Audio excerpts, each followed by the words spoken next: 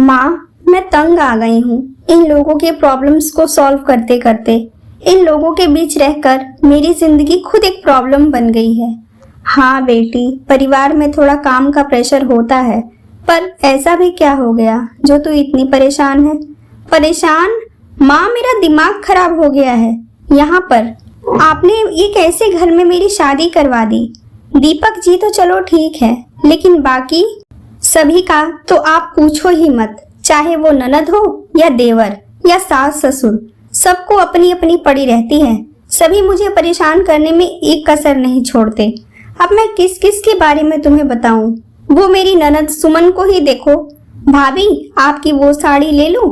मेरी फ्रेंड की शादी में जाना है तो कभी वो सैंडल ले लूं? मेरे ही सामान पर नजरें गड़ाए रखती है वो। देवर शोभित, भाभी जरा मेरे कपड़े आयरन कर दीजिए, तो कभी मेरे लिए वेजिटेबल सूप वाला मैगी बना दीजिए, तो कभी मेरे स्कूल का प्रोजेक्ट बनवा दीजिए। भाभी प्लीज की रट लगाए रहता है। भाभी ये काम, भाभी वो काम। मुझे तो पूरी काम वाली बाई ही समझते हैं यहाँ के लोग। और ये बूढ़े बुढ़िया यानी कि सास ससुर, कभी ये बनाओ तो कभी वो बना। तो कभी सास कहती है पैरों में दर्द है, जरा मालिश कर दो, तो कभी ससुर जी का चश्मा खो जाता है, उसे ढूंढ कर दो। जैसे लगता है कि मैं यहाँ की बहू नहीं नौकरानी बन गई हूँ। ये लोग मुझे बहू नहीं नौकरानी समझने लगे हैं। अरे मैं भी इंसान हूँ, मेरी तो किसी को फिक्र ही नहीं है। एक दीपक जी हैं, अगर उनसे कुछ कहो तो कहते हैं ये परिवार बहुत प्यार करता है मुझसे, इसीलिए तुमसे ही सारी उम्मीदें रखते हैं। अब बताओ माँ, आप ही, ये क्या कोई प्यार है? कुसुम जी मुस्कुराती हुई बोली, बेटी सही तो कहते हैं दामाद जी, सभी बहुत प्यार करते हैं तुम्हें, इसीलिए सभी लोग तुमसे उम्मीद रखते हैं। तुम नई नवेली बहू हो, इतने दिन तुम्हारी सास ने परिवार संभाला, सहेजा, अब उनकी भी तो उम्मीदें हैं बहू से। और देवर ननद भी तो तुमसे स्नेह करते हैं, तभी तो तुम्हारी काबिलियत का सम्मान करते हैं। वो जानते हैं कि तुम भी ग्रेजुएट हो, देवर का प्रोजेक्ट बनवा सकती हो। ननद, वो तुम्हें नई नवेली भाभी समझकर तुमसे कुछ मांगती है। याद है बेटा, जब तुम मेरे यहाँ थी तो कैसे कहती थी कि माँ, काश भैया की शादी हो जाती तो मेरी भी भाभी होती। मेरे सभी फ्रेंड्स की भाभी हैं, मेरी भी एक सहेली जैसी भाभी होती। तो तुम भी तो किसी की भाभी बन गई हो। तुम्हारी ननद की भी तो कुछ उम्मीदें हैं तुमसे। बेटा, ससुर जी भी तुम्हारे पापा जैसे ही हैं। यहाँ तुम्हारे पापा भी तो कुछ रख कर भूल जाते थे तो तुमसे ही ढूंढवाते थे। तो अब तो तुम अपने ससुर जी की बहू हो तो वो भी तुम्हें बेटी समझते हैं। और वो घर अब तुम्हारा है, वो परिवार अब तुम्हारा है। सभी को तो तुमसे ही उम्मीदें हैं बेटा। सभी का दिल जीत कर तुम्हें सबके दिल में जगह बनानी है बेटा। कुसुम जी फोन पर अपनी नई शादीशुदा बेटी को समझाते हुए बोली। रिंकी मुंह बनाते हुए बोली, अरे मम्मी, ऐसा कुछ नहीं है। सभी को उनके कामों के लिए मैं अच्छी लग रही हूँ, बाकी किसी को मुझसे कोई मतलब नहीं। मम्मी, आप भी मुझे मत बोर करिए, कोई उपाय हो तो बताइए। इन लोगों के ड्रामों से मैं परेशान हूँ। अच्छा तो सुन। सुमन जी ने रिंकी को फोन पर कुछ बातें समझाई। अगले दिन रिंकी अपने बिस्तर पर ही सोई रही।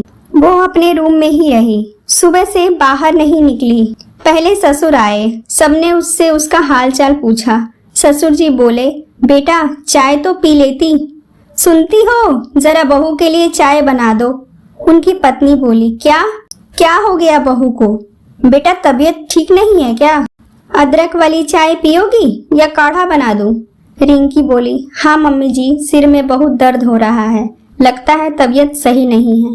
कोई नहीं बहू, आराम करो, मैं अभी चाय बनाकर लाती हूँ। थोड़ी ही देर बाद सास ननद रसोई में नाश्ता बनाने लगी। सासू माँ रिंकी के लिए अदरक वाली चाय बनाकर लाई। रिंकी को बड़ा अजीब लगा, उसको उसकी माँ की बात सही लगने लगी। देवर बाजार जाकर नारियल पानी ले आया। ननद सिर में तेल मालिश करने लगी।